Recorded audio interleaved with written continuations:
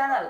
Friends, आज हम देखेंगे क्या पत्नी पति के ही घर में निवास करते हुए भी सेक्शन 125 क्रिमिनल प्रोसीजर कोड के अनुसार भरण पोषण की मांग कर सकती है।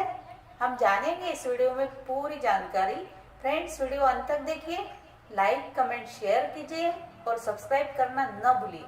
तो चलिए जानेंगे। अब दिल्ली उच्च न्यायालय ने एक याचिका में नोटिस जारी किया जिसमें यह मुद्दा उठाया गया था कि क्या अपने पति के साथ अपने घर में रहने वाली पत्नी आपराधिक प्रक्रिया संहिता यानी सीआरपीसी की धारा 125 के तहत भरण पोषण की हकदार है या नहीं। चलिए जानेंगे। माननीय न्यायमूर्ति ने मामले में नोटिस जारी किया, परंतु याचिकाकर्ता पति पर 45 डेज के भीतर पारिवारिक न्यायालय द्वारा दिए गए भरण पोषण के बकाया का 50% जमा करने की शर्त पे अदालत ने तर्क दिया कि एक महिला जो अनपढ़ थी और उसके पास सहारा का कोई साधन नहीं था और वह उसी घर में रहती थी जहां उसका पति था, ऐसी स्थिति में असहाय हो सकती है। अब मामले की फिर से 10 फरवरी 2022 को सुनवाई होनी है। अब याचिकाकर्ता के पति सेवानिवृत्त दिल्ली परिवहन निगम बस सहायक यातायात निरीक्षक थे, जिन्हें 30,042 रुपए की मासिक पेंशन मिलती थी। वह एक विधुर थे और प्रतिवादी की पत्नी तलाकशुदा थी।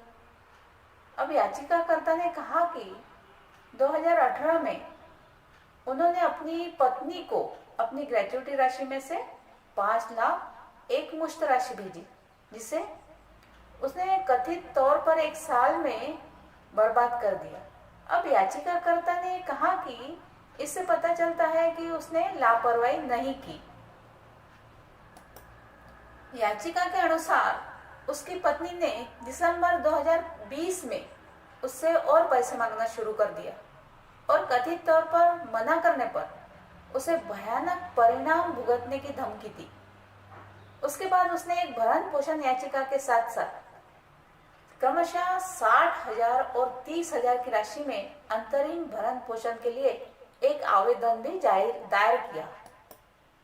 अब फैमिली कोर्ट द्वारा पत्नी को 10,000 रुपए का अंतरिम गुजारा भत्ता दिए जाने के बाद यानी मेंटेनेंस दिए जाने के बाद याचिकाकर्ता ने उच्च न्यायालय में अपील दायर की। इस संबंध में याचिका में कहा गया कि आक्षेपित आदेश ने अन्य बातों के साथ याचिकाकर्ता द्वारा उद्धृत केस कानूनों को पूरी तरह से नजरअंदाज कर दिया है। अब जिसमें कहा गया पति और पत्नी के अलग रहने पर भी धारा 125 के तहत भरण पोषण की मांग की जा सकती है। याची ने कहा कि इस तथ्य के बावजूद प्रतिवादी अभी भी याचिकाकर्ता के घर में रह रही है और वो याचिकाकर्ता द्वारा उसकी सभी जरूरतों और खर्चों को पूरा किया जाता है, परिवार अदालत ने उसे अस्थायी रखरखाव की अनुमति दी।